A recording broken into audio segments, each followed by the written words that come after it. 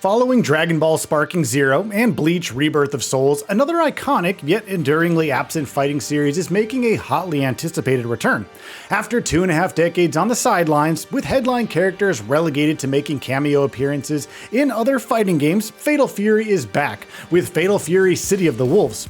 A direct sequel to Garou: Mark of the Wolves, a game many consider amongst fighting games' greatest, City of the Wolves revisits and revitalizes mechanics from its predecessor while simultaneously stamping its own identity via eye-catching art styles and novel fighting systems. Whoops! Damn you! See ya! Fire! Punch! See ya! See ya! Overheat! Now, there's a lot going on under the hood, but newcomers, or indeed those somewhat rusty fighting game players, will be pleased the developer have taken a leaf out of Tekken 8's book in that control systems exist to make acclimatizing to the game's breakneck, offense-centric brawling more approachable to everyone. In addition to the returning 4-button arcade-style control scheme, there is the option to play with the more basic, beginner-friendly smart-style control scheme, which allows new players to immediately pull off awe-striking moves by eschewing difficult motion controls. There is also a thorough tutorial mode to further help with player onboarding, which, amongst giving chance to practice the game's numerous techniques, provides explanations for why and when certain maneuvers should be favored over others.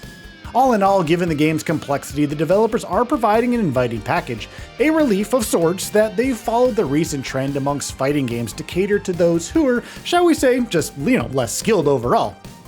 We'll get into the meat of the Fatal Fury City of the Wolves' distinct fighting mechanics momentarily, but first a word on that awesome comic book style art.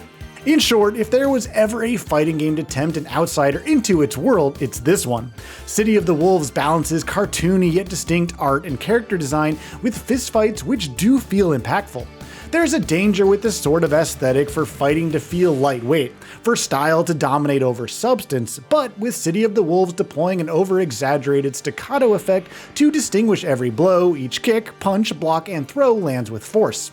And this visual feedback is important, as it helps players keep track of one of City of the Wolves' novel features in its rev meter, a function most similar in design to Street Fighter VI's drive gauge.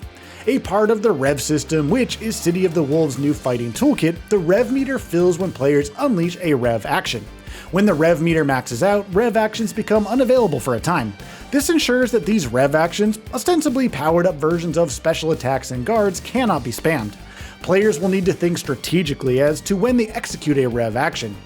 Comprising the rev toolkit are rev arts, which are more powerful versions of special attacks, such as throwing faster projectiles or unleashing stronger punches, rev excel, which lets players combo rev arts into other rev arts, and rev guard, which is a sort of special kind of block, which puts distance between you and your opponent, more so than just a regular block, whilst negating chip damage from special moves. Rev blows blend offensive and defensive maneuvers into one unique motion, a hard-hitting strike which brushes off enemy attacks in tandem with dealing immense damage. Rev blows can be achieved mid-air, plus can be comboed after rev arts via rev excel. Rev blows might seem overpowered, but what needs pointing out is rev blows can only be executed when a fighter's SPG is active, that is, their selective potential gear, which is set during character selection to become active at the beginning, the middle, or the end of a fighter's health gauge. So, thinking strategically again, players can enter fights gun blazing or prefer SPG to activate when their health is running low, the tactic being to use rev blows to turn the tide of battle and snatch victory from the jaws of defeat. SPG also boosts overall attack strength, so even when the rev meter is maxing out, players still feel its benefit. Rising tackle! Rising tackle!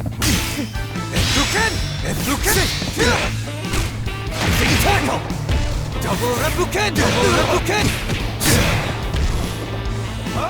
Now, it's interesting to see how SPG and rev blows will play out as the game becomes more established amongst its player base.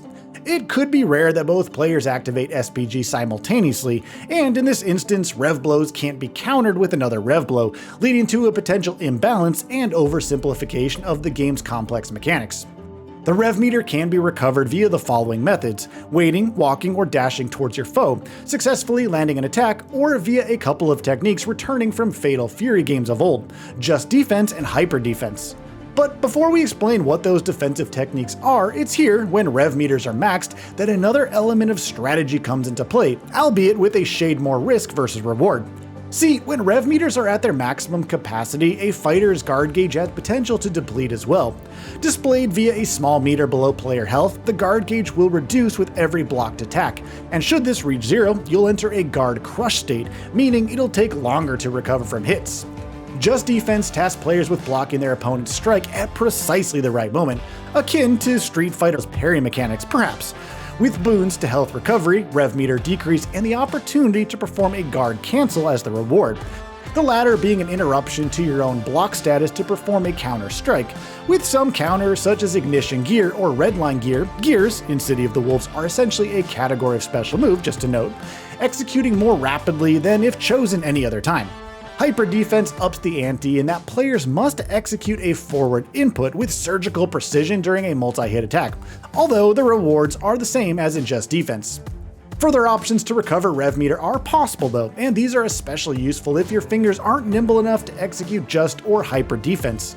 Feints are essentially special move false starts and are a viable option to keep some distance between you and your opponent, whilst breaking cancels the startup animation for special moves, creating opportunities to unleash combos or alternative specials to flummox your opponent by clouding their input reading. Now there are loads and loads of things to get to grips with here, and we haven't even mentioned the host of game modes available upon release. Ranked, casual, and room matches, all with rollback netcode and crossplay, are available, plus character customizing color edit mode, jukebox mode if you fancy listening to tracks from Fatal Fury's past entries, and the rather intriguing clone mode, in which you can train against AI versions of yourself and past opponents. The headline game mode, however, is one for single players to enjoy.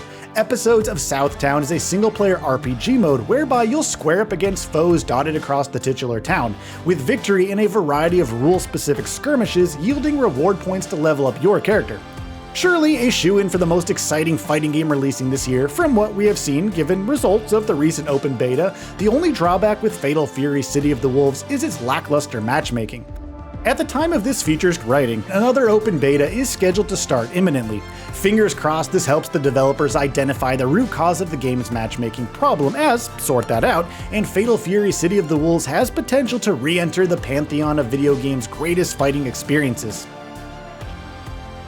So what are your thoughts on this? Go ahead and share them in the comments below. And if you like this video, please subscribe to the channel and enable all notifications by clicking the bell icon to get new video updates. We upload every day and would really appreciate your support. Thanks for watching.